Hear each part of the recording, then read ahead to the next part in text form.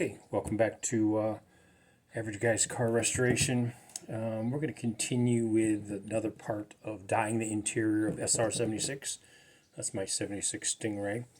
I did one piece I tested already just to see how it would work, and so I'm going to show you what I used, and then we'll do one while you guys can watch. So first of all, you need a good cleaner. This is, I've used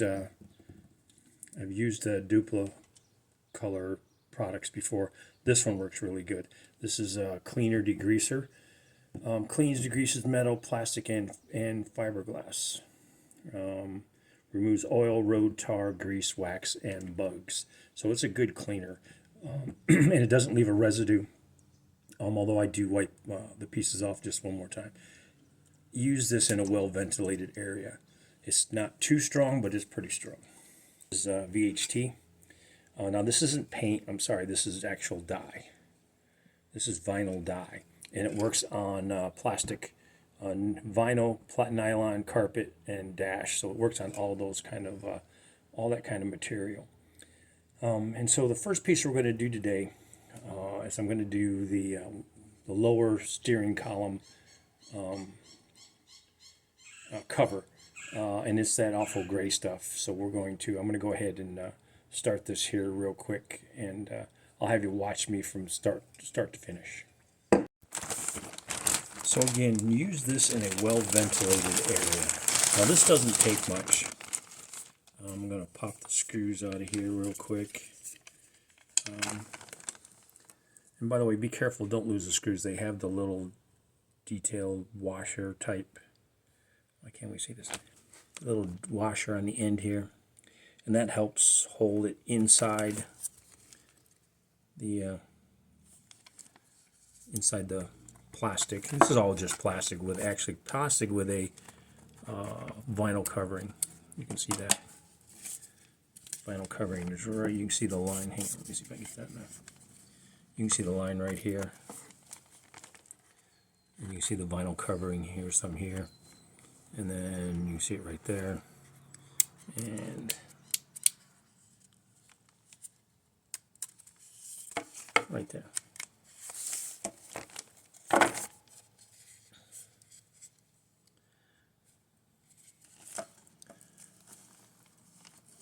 Now I've got a lot of this car to do that's this color.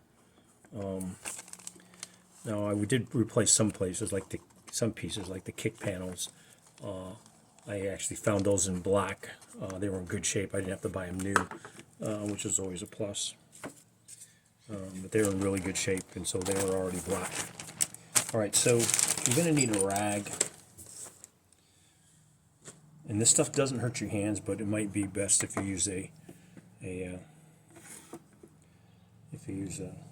gloves. But I'm not going to. So there, that's me, not you. And again, well ventilated.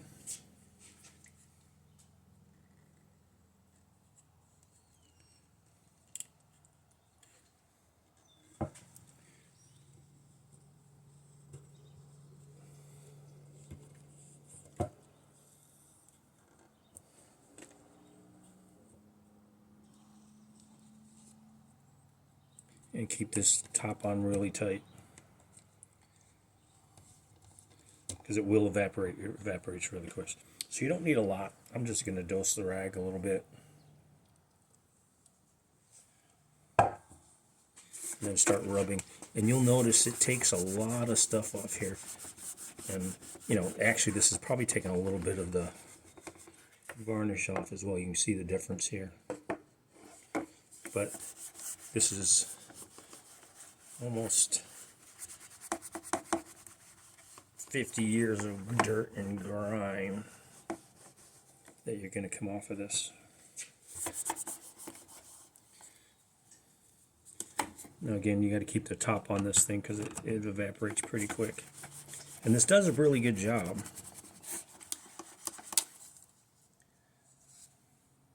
See the difference here with all the stuff difference up there. And this is wax and cleaner and whatever else has come off this. So, and you can use a little soft brush to get into This doesn't seem to be the problem with this. I don't seem to have to use the brush with this one, but you can use a little brush with it, a little soft bristle brush.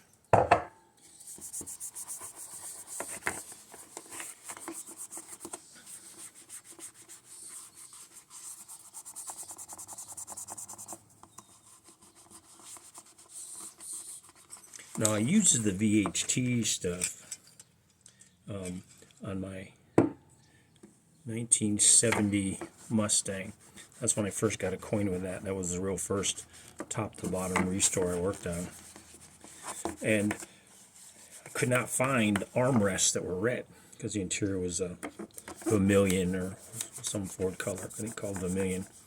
And I couldn't find that anywhere red. So you use the prep cleaner like this to clean off the debris. Now these are brand new, aftermarket, and so they came black and you had to paint it whatever color you wanted.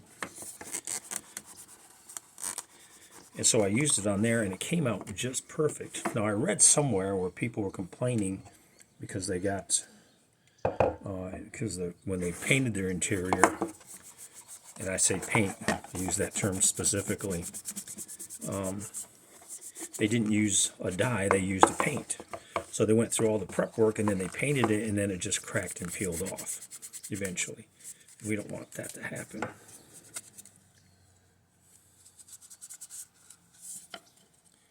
So you see that's quite a difference.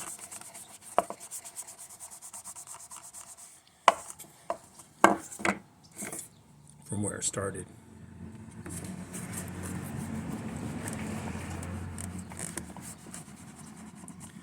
I'm getting the holes real good because you don't want to. You want to make sure that when you get this stuff on here, you don't want to start cracking and peeling. If it does at all, now the dyes aren't supposed to.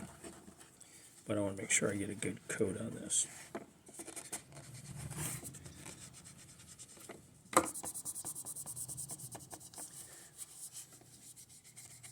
And then we're going to go over to my paint booth, which is really, make sure you get it off there, really just a box.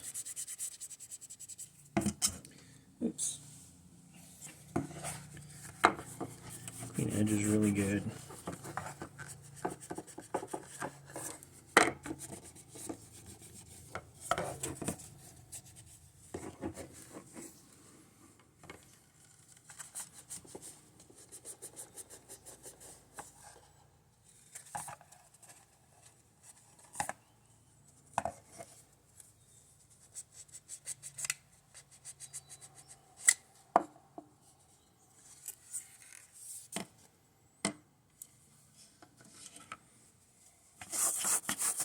Not sure worried about the back side, but we'll get some of the dust off of there a little bit.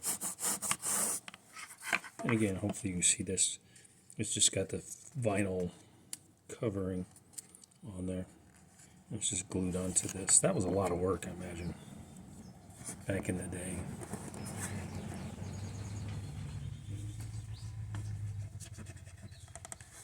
Alright, so next we got it prepped. I'm going to wipe it down with the other end of this cloth just to get any residue off. I don't want any residue left on there.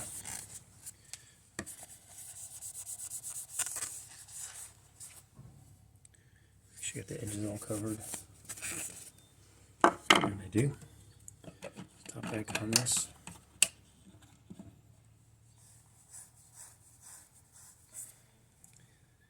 Then we're going to go over to where I'm painting these. But first, let me show you the last one I did. This is one of the side panels of the console. You can see that came out pretty good. Definitely black. Don't think I need to put another coat on it. But that came out really good, and I cleaned it just this way. Remember, this is the dye, not the paint.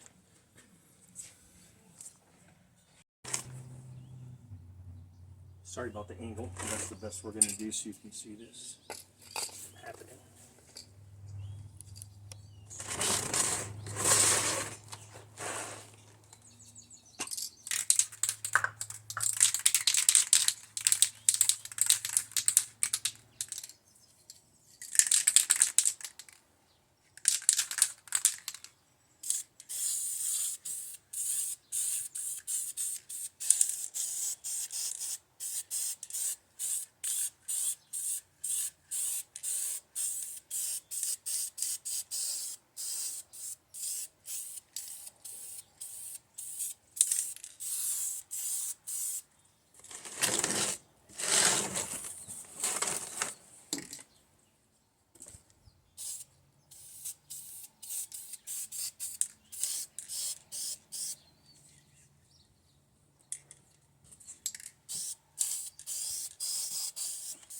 Remember, this is dye, not paint.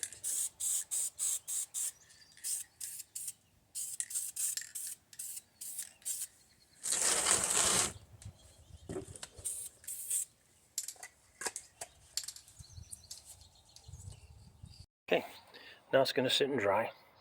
The last one took about 2 hours or so to dry. You can see it still retains some of the texture of the finish. And it's going to look great. So when it's all done, it's going to come out looking a lot like the other piece. There you go. Here's the after. Looks a lot better. Got all the edges. It's going to be great. It dries pretty quick.